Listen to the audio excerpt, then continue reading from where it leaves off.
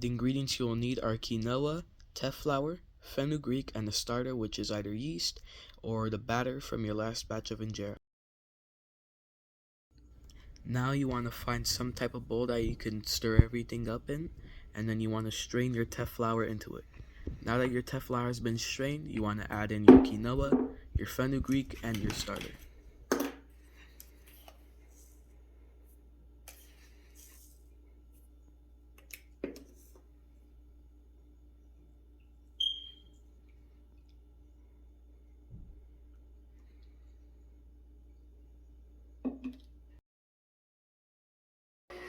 Now that your ingredients are in your bowl, you want to stir it for around 10 minutes until it reaches a thick consistency like the one shown in the video.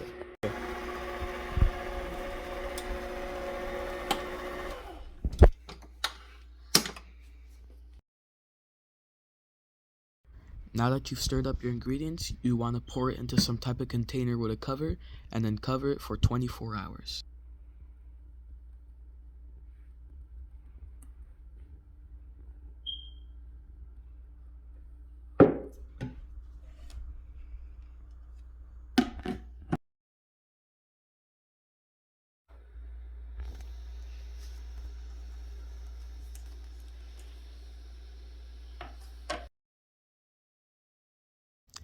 In order to turn our dough into batter, you want to either get the mixture that we made mixed with water or just some warm water and pour it into our dough.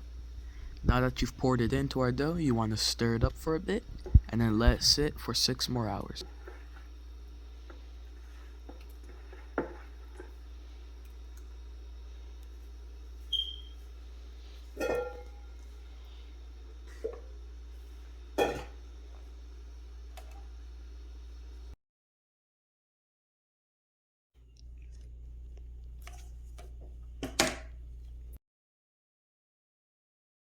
Before you use your batter, you want to make sure that you re-stir it so that all the stuff that you can see that has formed on the top gets remixed back into the mixture.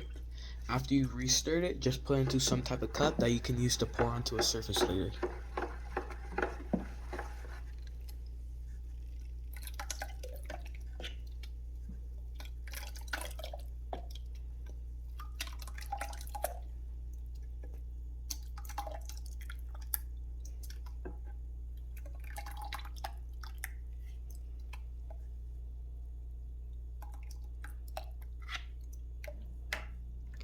In order to bake your injera, you want to find some sort of flat cooking surface that's in a circular shape and pour your batter that you just put into a cup all around it. You want to make sure that your batter makes a nice circle because it is best for cooking injera. Now that your batter has made a circle, you just cover up your cooking surface and let it bake.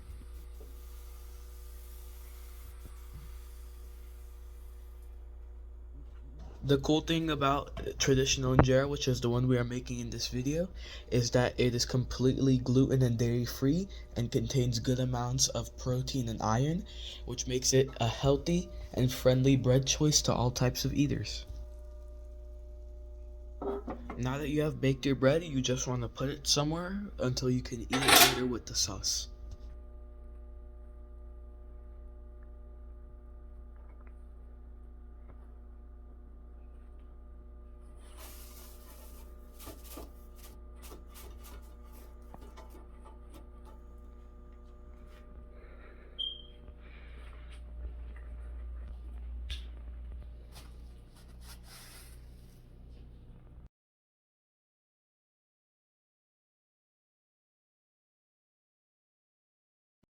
Before you make your sauce, you first want to prepare some onions by chopping them up and roasting them for 2 to 3 hours.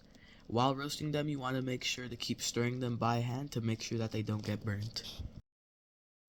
After your 2 to 3 hours of stirring, add in chili powder that has been mixed with Eritrean spices into your onion sauce and stir for another 1 to 2 hours.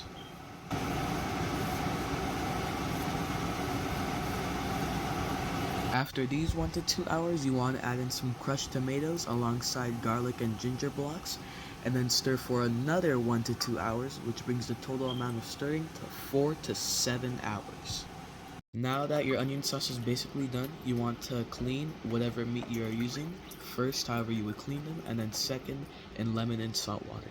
After your meat of choice has been cleaned, you either want to chop it up or put slits into it to make sure that the sauce can get into the meat.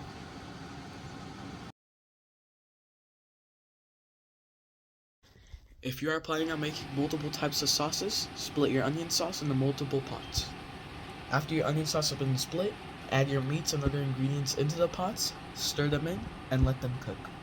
Also, if you are planning on adding any other ingredients into the sauce later on, and which in our case was eggs, make sure to cook those on the side as well.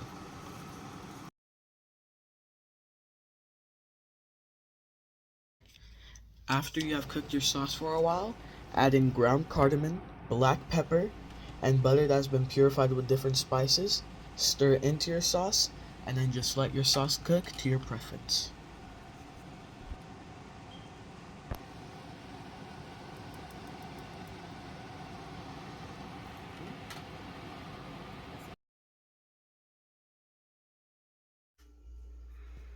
The reason why injera is so popular in the regions it is located in is because it is a gluten and dairy-free product, rich in protein and iron. This makes it a healthy and accessible food choice for everybody. Also, the sauces you can eat injera with can range from things like cooked cabbages to the meat sauce we showed in our video, making injera fully customizable to the person's taste while also being a healthy dinner choice.